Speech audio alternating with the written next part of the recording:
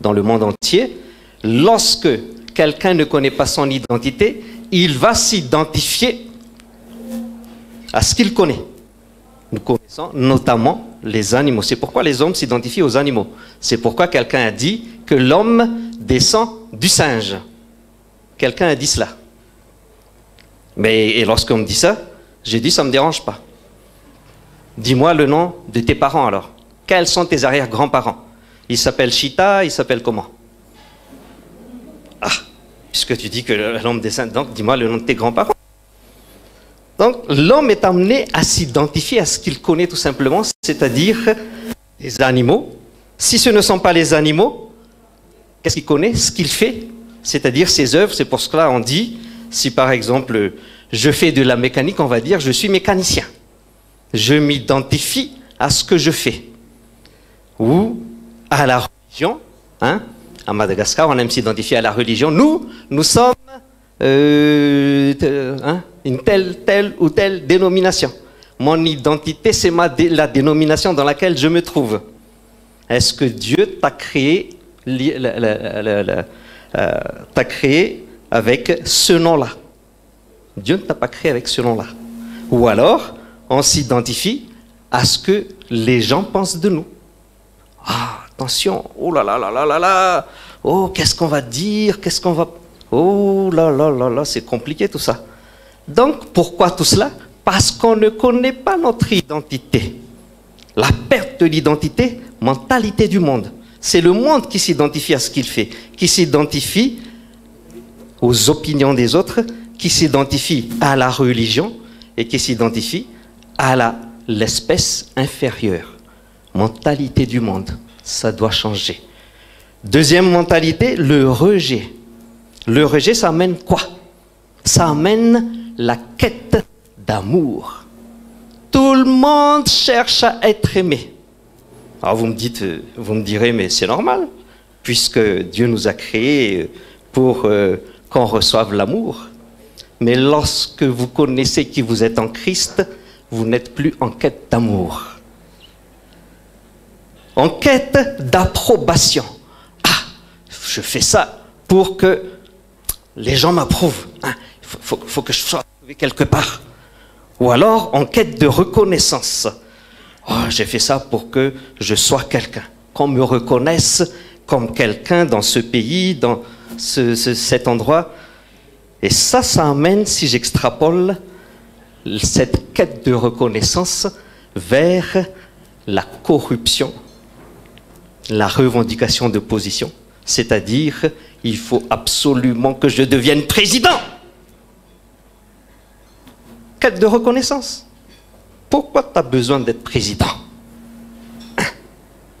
Ensuite, ça amène aussi à la victimisation, le rejet. Oh, si je suis comme ça, c'est à cause de mes parents qui ne m'ont pas aimé.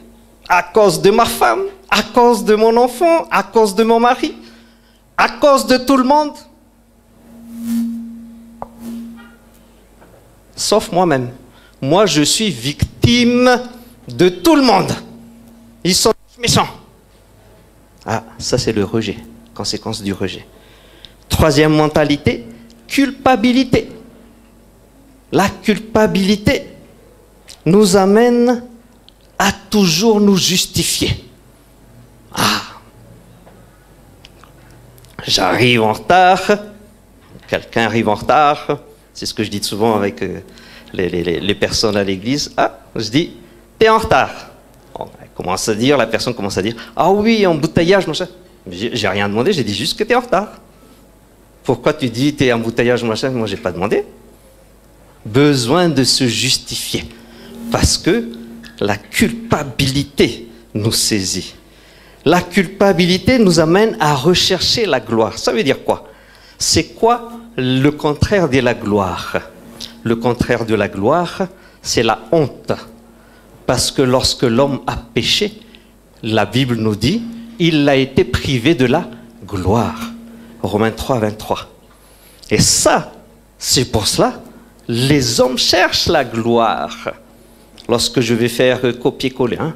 Copier-coller, pas à pas, quoi d'autre? Dites-moi tout. On veut la gloire. mal. Parce que la gloire, c'est ce que Dieu a donné dès l'origine. Mais le péché a fait perdre ça. La culpabilité nous a amenés à rechercher. Mais la culpabilité nous amène aussi dans la peur. C'est une mentalité, la peur. Dans l'angoisse. Et dans la honte.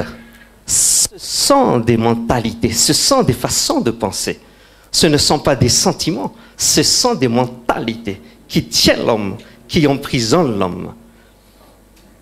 Et ces mentalités dont nous avons parlé, ce sont des mentalités qui détruisent l'homme. Et lorsque l'homme est détruit quelque part, il détruit aussi le pays où il se trouve. Donc, cette mentalité saisit tout l'homme. Mais nous parlons de Madagascar et de politique à Madagascar, ça veut dire que si nous voulons voir ce pays être transformé, ceux qui prétendent maintenant diriger ce pays doivent sortir de ces mentalités. Parce que ce sont des mentalités qui engendrent la mort. Et c'est ce qui tue le pays, c'est ce qui tue les Malagasy. Et je précise, j'ai mis entre parenthèses, ça engendre la mort, mais non pas le mal. Puisque dans le raisonnement divin, Dieu raisonne en termes de vie et de mort, mais non pas en bien et de mal. C'est ce qu'il a dit de ne pas manger.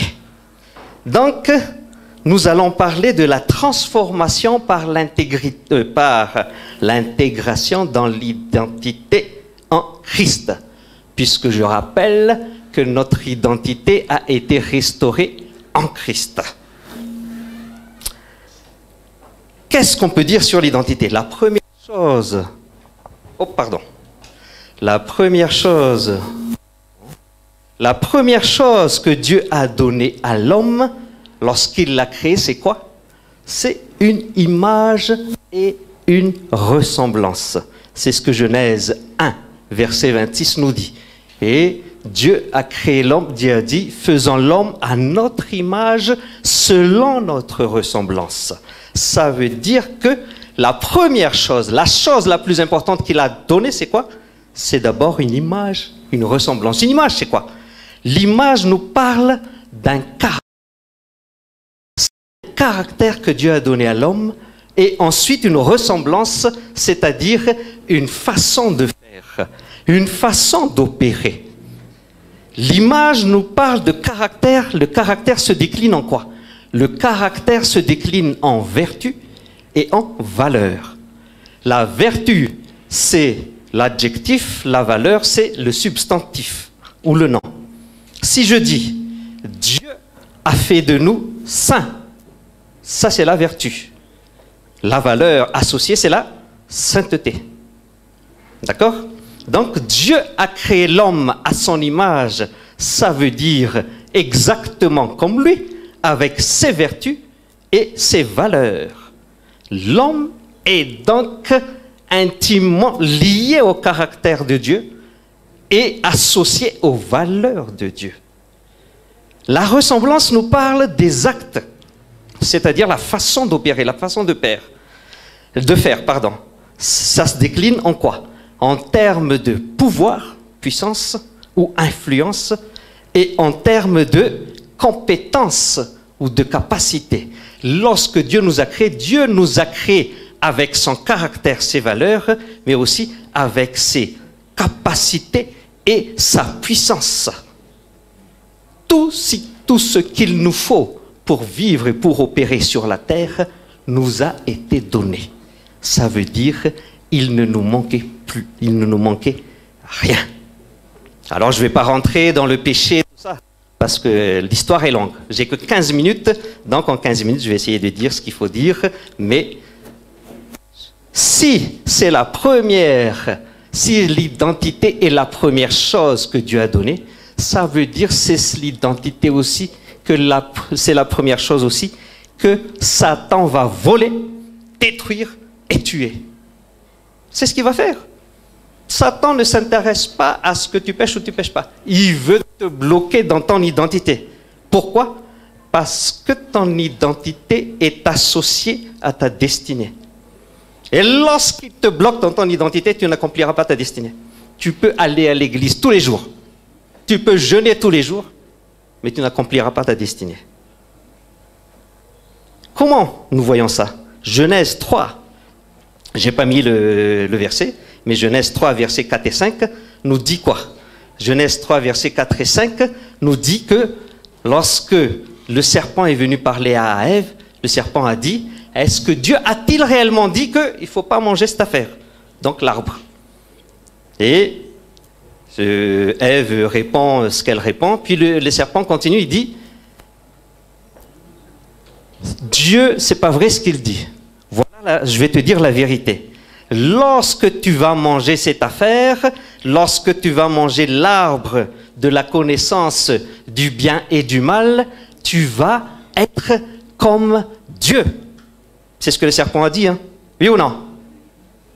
Oui ou non? Oui. Bah, dites-moi oui si c'est oui. Ah. Donc le serpent a dit, lorsque tu auras mangé, tu seras comme Dieu. Mais qu'est-ce que Dieu a dit à l'homme? Hein? Créant l'homme à son image, à notre image et à notre ressemblance. Le serpent vient, il dit, non, non, non, non, non, non, non. Ça, c'est des balivernes. La vérité, c'est ceci. C'est lorsque tu auras fait du bien ou du mal que tu seras comme Dieu. C'est-à-dire, ce que tu es va dépendre de ce que tu fais. C'est ce que le Satan dit. Dès que l'homme a accepté cela,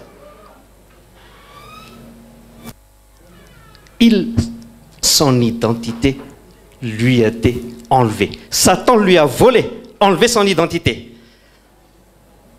Comment ça se manifeste? Par le refus de ce que Dieu dit.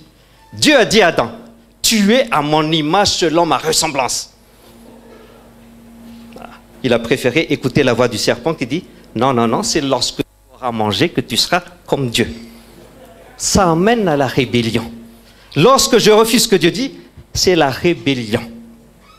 Ça veut dire, je me rébelle contre tout ce que Dieu dit à mon propos. Dieu dit que je suis saint. Si tu commences à dire, ah non, moi je suis un pauvre petit pécheur, rebelle. Dieu dit, tu es juste. Tu commences à dire, ah non, on ne peut pas être juste, rebelle. Lorsque tu refuses ce que Dieu dit de toi, tu es un rebelle. Tu penses comme Satan. Ça nous a amené aussi la religiosité. Parce que la religion, quand je dis ça, tout le monde est choqué. Je dis la religion est satanique. Ah, je vais expliquer. Calme-toi. La religion est satanique. Pourquoi? Parce que la religion, ce ne sont pas les dénominations. Il y en a qui sont choqués, disent, oh, mais toi tu dis... Calme-toi. La religion, c'est une mentalité, mais non pas une dénomination. La religion, c'est une façon de penser.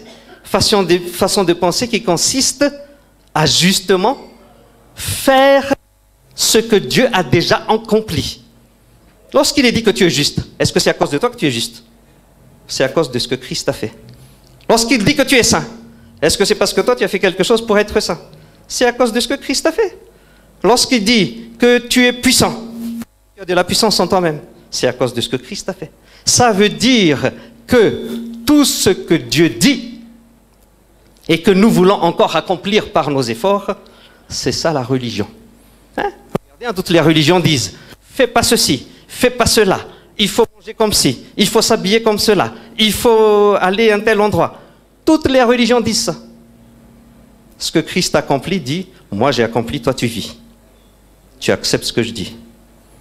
Mentalité. Et enfin, dernière chose, ce que Satan a volé et détruit, c'est cette identité par l'identification aux œuvres. Ah, je l'avais dit tout à l'heure. Oh, on pense que ce sont nos œuvres qui déterminent ce que nous sommes. C'est bien ce que Satan a dit. Hein? Lorsque, Matthieu 4, verset 3 et 10, par exemple, lorsque Jésus était dans le désert, et puis que le Satan vient lui dire, voilà, si tu es réellement fils de Dieu, transforme ces pierres en pain. Si tu es fils de Dieu, pour que j'accepte, pour que je reconnaisse que tu es fils de Dieu, fais d'abord. Et après, je dirai que tu l'es. Mais tant que tu n'as rien fait, tu ne peux pas l'être. La pensée de Dieu, tu es d'abord avant de faire. Parce que tu es saint, c'est pour ça, tu vis la sainteté. Parce que tu es juste, c'est pour ça tu fais des œuvres de justice. Parce que tu es vrai, c'est pour ça tu manges dans la vérité. Parce que tu es amour, c'est pour cela que tu ne peux que aimer. Donc, c'est la première chose que Satan a volé à l'homme. C'est quoi l'enjeu de l'identité? C'est l'accomplissement de la destinée. C'est l'accomplissement de la destinée, de la mission pour laquelle Dieu nous a mandatés, c'est-à-dire régner et dominer sur terre, coloniser la terre. C'est ça que Dieu a donné à l'homme. Il dit, produisez, soyez productifs, hein? Multipliez-vous, remplissez la terre, assujettissez-la, dominez. C'était ça l'enjeu. Non pas pour être religieux, c'était pour être des rois dominateurs sur terre. Mais lorsque nous disons ça, nous avons peur. Ouh, dominer, coloniser. Parce que nous avons la mentalité du diable et nous avons peur de ça. C'est la mentalité de Dieu, la colonisation. Dieu voulait que l'homme colonise la terre, mais colonise avec la mentalité divine, mais non pas avec la mentalité du diable. Pour conclure, voici donc les défis de la montagne, de la gouvernance ou de la politique. C'est créé dans ce pays où nous nous trouvons. Oh, pardon. Puisque chez moi, ça va. Créer une nouvelle atmosphère,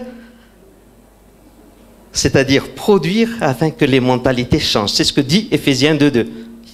Il dit, c'est la puissance de l'air du monde qui influence votre mentalité.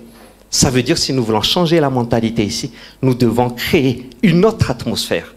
L'atmosphère dans laquelle nous nous trouvons, atmosphère de désordre, atmosphère de corruption, atmosphère de pauvreté.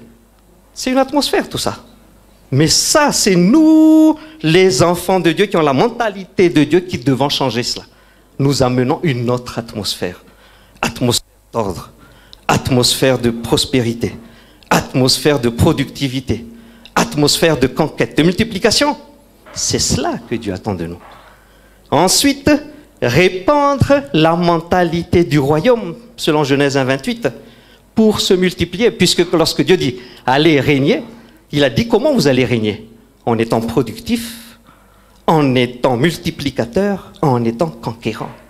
C'est cela la mentalité que Dieu veut nous faire, dans laquelle Dieu veut nous conduire. Et ensuite, troisième défi, engendrer, susciter des fils.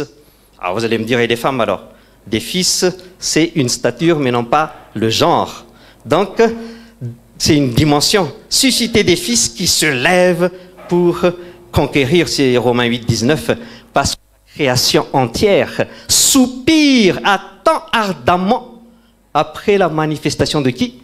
Des fils de Dieu.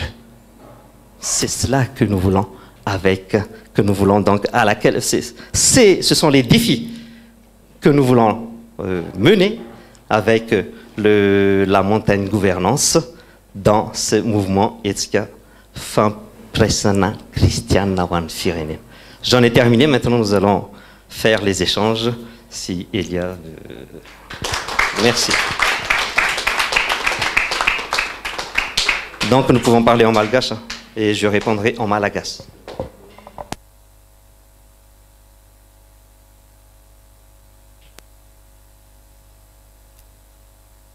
Donc, afaka miditra fanontaniana zany tsika, raha ohatra misy te hametraka fanontaniana, te hanome toromarika na te hanao intervention.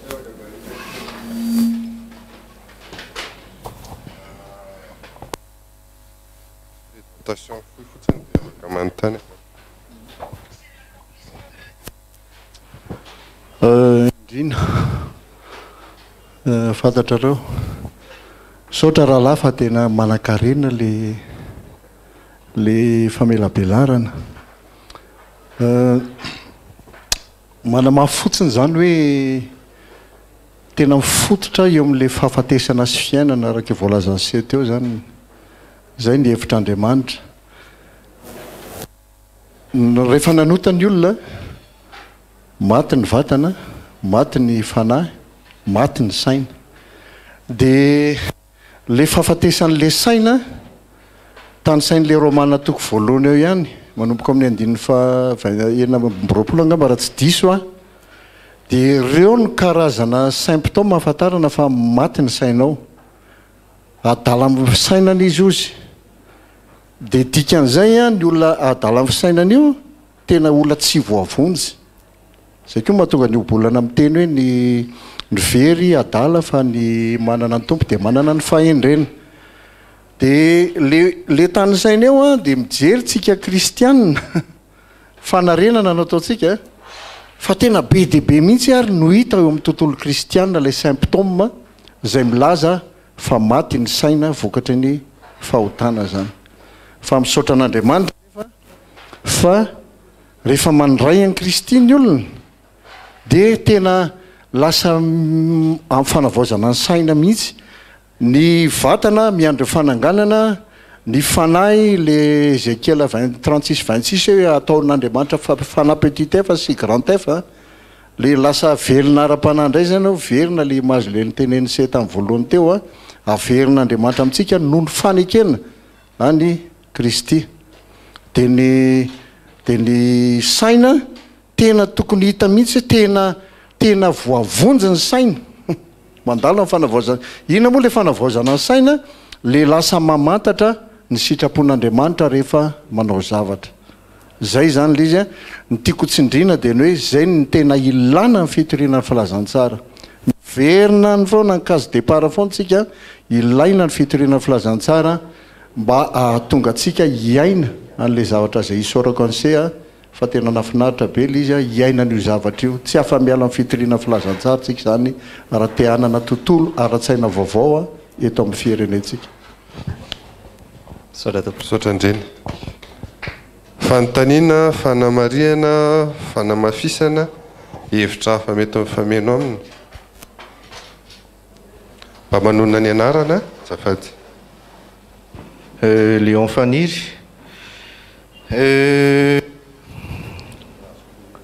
za zany ela ihany no mandinika an'io zavatra io hoe ny fanavaozana ny saina no fototra ataontsika hoe anarenana zany a nytinosy malalatsika ty a anarenana ny mbola horesany io moa le izy reveo hoe cette sphère fa za koa zany efa mandinika hoe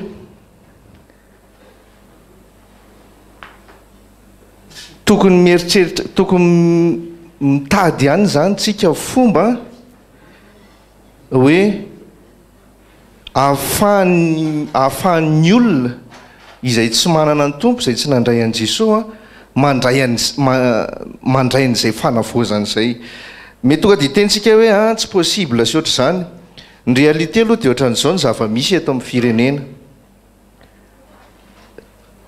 be da be ny kristianina tena maro ary rehefa mahita misy ianao mijery ijarasolondrabe zany dia hitanao hoe efa tena betsaka ny olona resy lahatra le filazantsara fa betsaka ny olona miretareta ho an'ny tompo kanefany a ataoko hoe manoloana ny olona zay mbola tsy nandray an'ny tompo mbola tsy nandray an'izay fanavaozana zay noentin'ny famonjeny Jesosy zay dia tena betsaka ny tiako tenena zany dia zao hoe marina hoe betsaka tsika kristianina fa manoloana ny olona zay tsy manana ny tompo a izay ataoko hoe tena acteur ihany koa nefa zareo reo ao anatin'izao firenentsika zao a mety misy fomba ve any mihitsy zany tena hipetrahako hoe le izy hoe zany a tsika kristianina ve zany tsy maintsy hoe amintsika samy isika ihany no hifanentana amin'izay zavatra zay fa le izy mantsy zao tena ikeko ary tena resy lahatra mihitsy hoe tsy misy afa-tsy ny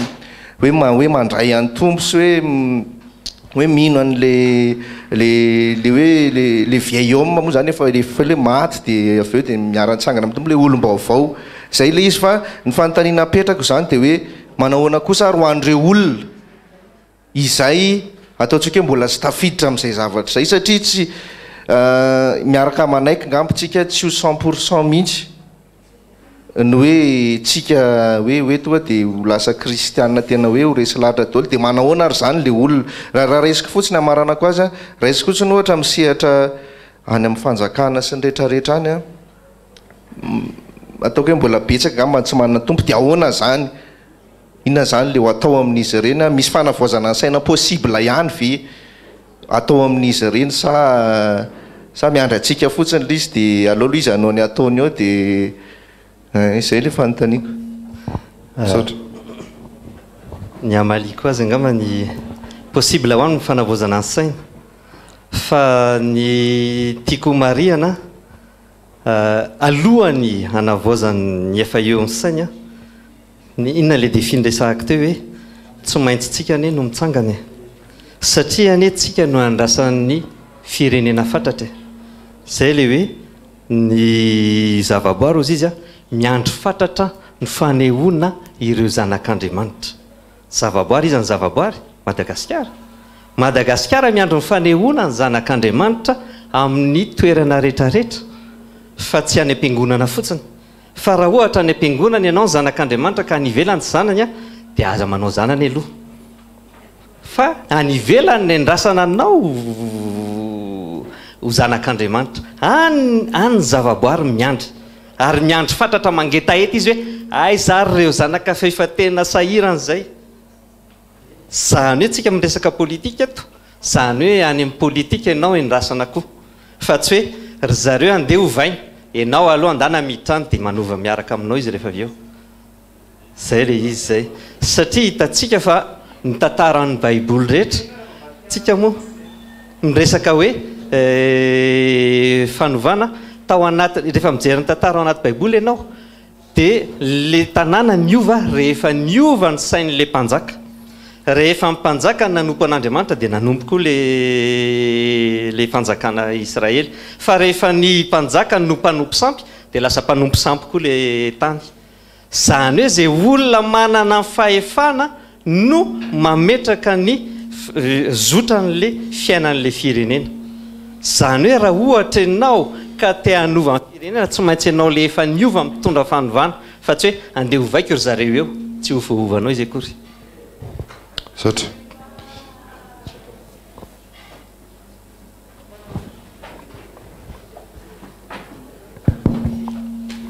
Clément ny anahy indray zany fanontaniana efa nanatrika tamin'ilay tamin'ny voalohany dia fanontaniana petrako zany hoe amin'ity tanjona zay eritreretintsika tanjona goavana be ny eritreretintsika fanontaniana anazy zany voalohany hoe aiza ho aiza amin'ilay dingana eritreretintsika zany no misy atsika izao hoe atongavana amin'ilay tanjona aiza ho aiza mbola ny famantarana ny zava-misy ve fijerena ny olana ve fametrahana ny tanjona ve zay zany ny fanontaniako satria raha ohatra resaka toetsaina ny resantsika na dia tsika hoe tsy anatin'ny zavatra kristianina ohatran'izao ary a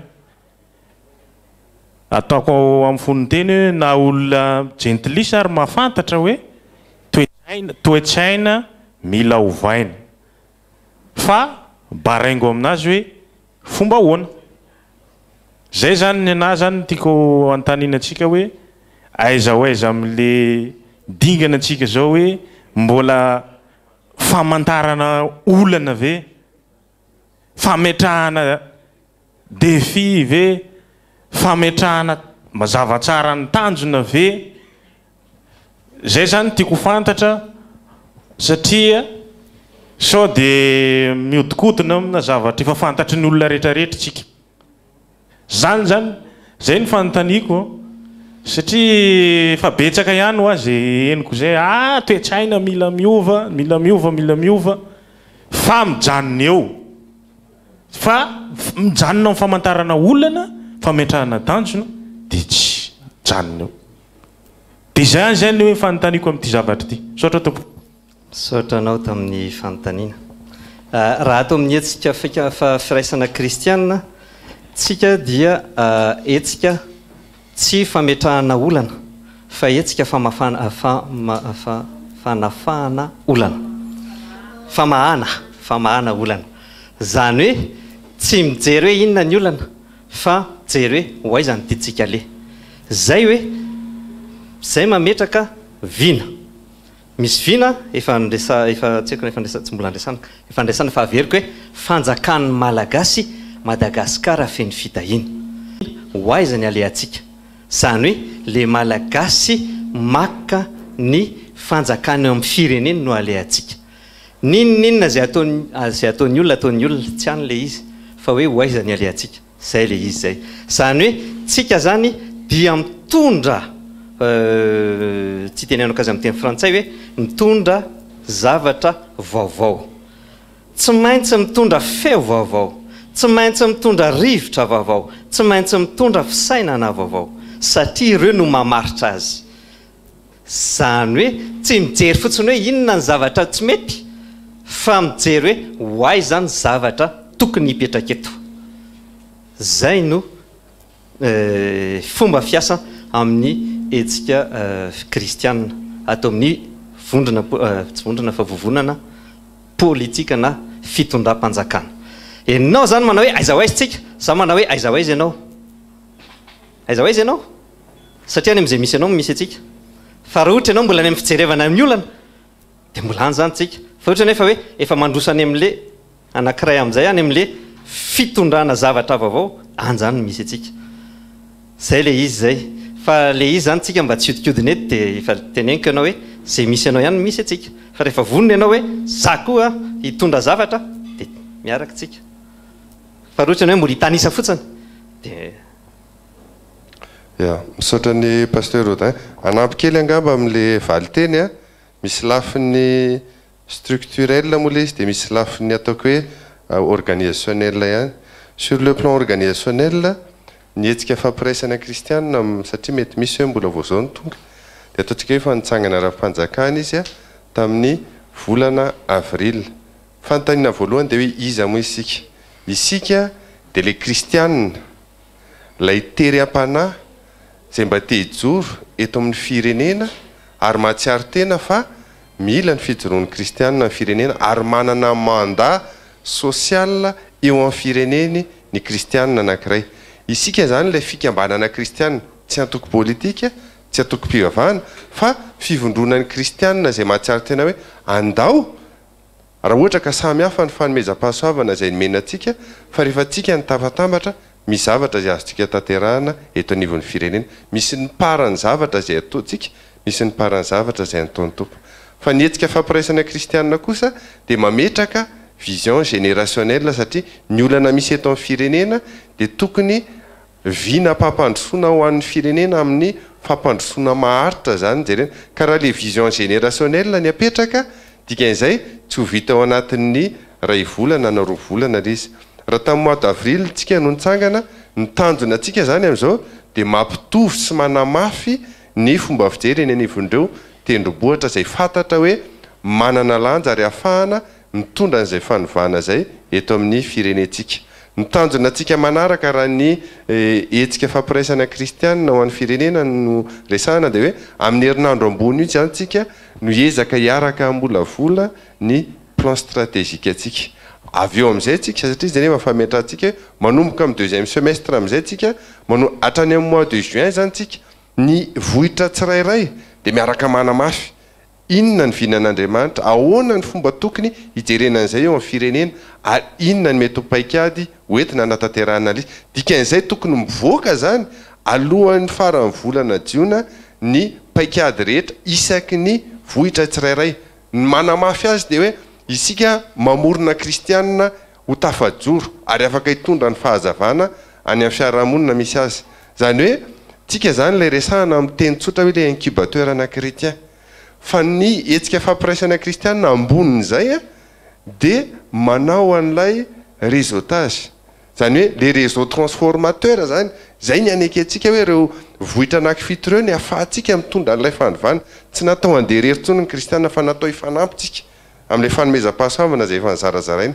Fa ny paikady fotsiny zany dia hoe manana an'ilay pensée an'Andriamanitra ve tsika ary ananantsika ve ilay principe biblique zay hoentitsika miady satria misy ady ara-panahy zay ohatrehana ao anatin'le izy zay angamba famitinana foy fa le izy moa sady fangatahana fanampanazavana ihany hoe mba hahafahantsika mifanakalo-hevitra sy mijery le conférence mba tsy atapaka be an'izy raha ohatra ka tena le ACFKF no mety misy hoe te resaka bebe kokoa dia izahay janona amin'ny farany dia mba mifanakalo dia amin'izay mba afaka voatazona le taimina amin'le conférence fanontaniana farany angamba dia azafady azafady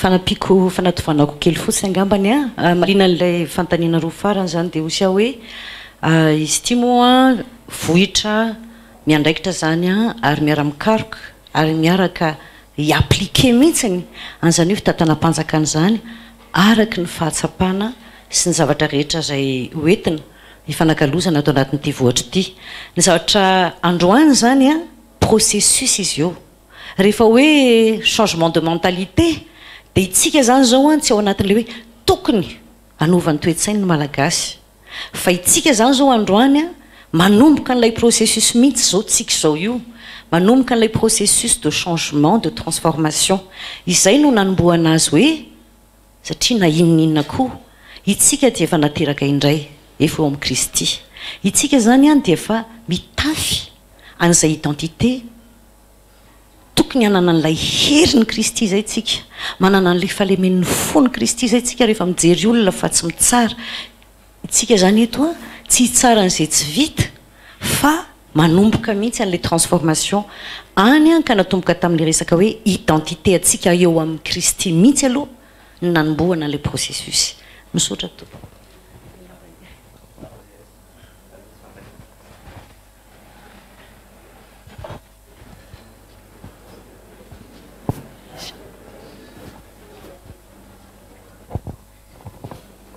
fanjarakoton-dranta fanontaniana zany misy tsy azoko kely le teo hoe fanjakana ho an'ny malagasy ohatrohatr'izay izy teo fanjakana ho an'ny malagasy dia Madagasikara ho an'ny feny fitahina ohatrohatr'izay misy teneniko tsara fanjakan'ny malagasy Madagasikara feno fitahina ia zay ny tsy azoko hoe fanjakan'ny malagasy le malagasy misy karazany be tabe zany misy kristianina misy tsy kristianina iza le malagasy tsika zany zao tsika le kristianina zao zao no miteny an'izay ahoana par rapport an'le manao tromba dia Madagasikara feno fitahina moa feno fitahina zay zany tiako mba zavaina sotra to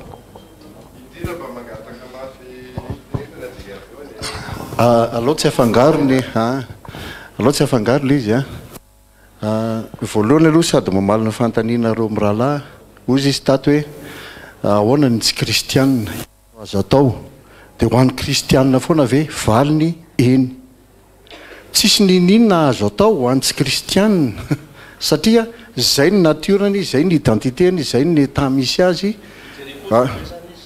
amaly efa calmeselo amaly amaly zao zany zavatra mitrany resaka principe biblika ny resahako eto fanasitranana firenena mahay manova ny volokody va léopard tsy fa mila ateraka indray le olona dia ho an'ny kristianina fotsiny zany ve valiny eny dia eto mitodika amintsika rehetrarehetra hoe izay mihitsy nge le tantara faharotoko fafito andiny fahefatra amby folo hoe tsika nge mety andray andraikitra fanarenana na mitoerana misy atsika any ohatra anankiray fotsiny ohatra hoa mety voaresaka any amin'ny politique ty en tant que citoyen olo-pirenena dia voizina eny anivon'ny fiangonana ny civisme tsy politika fa civisme dia tsy misy mihitsy parti politique anankiray ahenika ny tany 20 000 mahery bureau de vote fa raha ohatra hoe ny tanorana ny olo-piangonana no manaiky an'izay civisme zay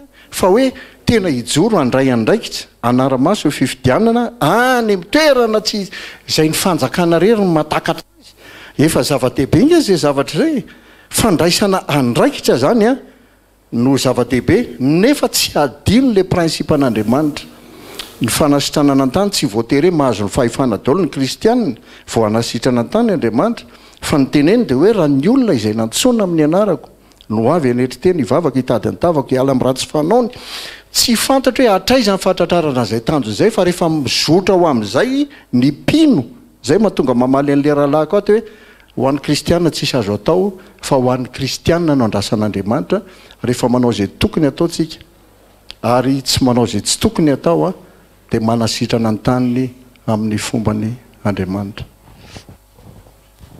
Saotra tompoko. Madame Elia, mbola misy fotoana ve sa raha mbola misy voavaly ve aloha le fanontaniany Ramsetatsy? Tsy voavaly? Ok. Ny Amalia koa azy ozy ianao hoe le mpanao tromba koa ve zany raha ohatra azoko mifanontanianao dia hoe le mpanao tromba koa ve zany anjaka zay ny tianao fanontaniana ho voatasa hoe anjaka? Ny fanontaniako zany dia hoe nareo tiana milaza le hoe fanjakana malagasy fanjakan'ny malagasy dia ny tiako azava dia hoe iza moa zany le malagasy satria tsika zany tsika reo kristianina dia iza zany le malagasy hoe aka le voalaza hoe fanjakany iza le tsy fanjakantsika kristianina hoe tsy fanjakany satria malagasy misy be da be dia ao anatin'izay koa zany le hoe milaza koa ve zay le hoe fanjakany malagasy amin'izao fotoana izao ve nareo mahita fa ny fanjakana tsy an'ny malagasy? Saotra tompoko. Raha ohatra valintsika izay dia hoe fanjakan'ny malagasy. Ny malagasy no manjaka. Inona ny dikan'le manjaka?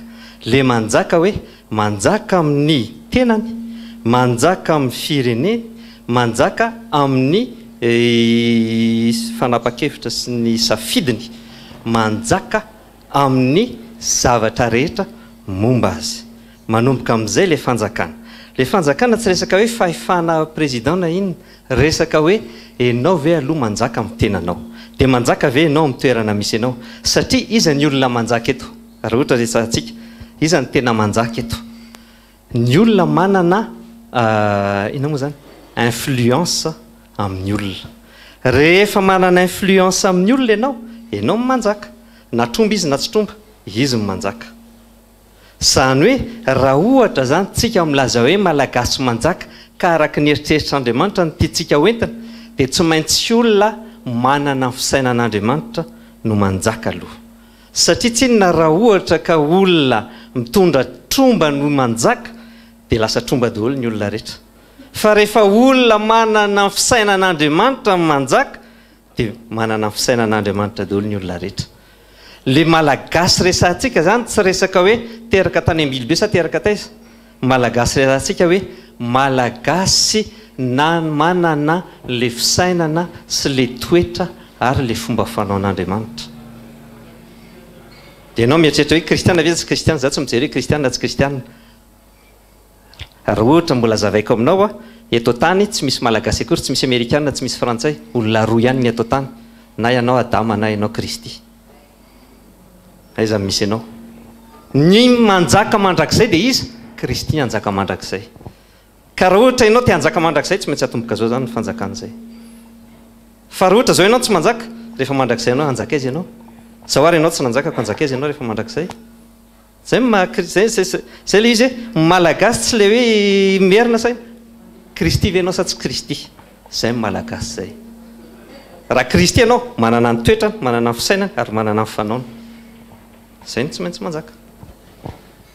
Zay vao feno fitahiana ny tany. Eny ary atolotra amin'ny Madame Elia angambany. Misaotra indrindra tompoko. Misaotra indrindra ny pasteur Rodin dia hitehaka daholo tsika ho voninahitr' Andriamanitra ary indrindra hisaorana ny anadahintsika izay mitondra ny loha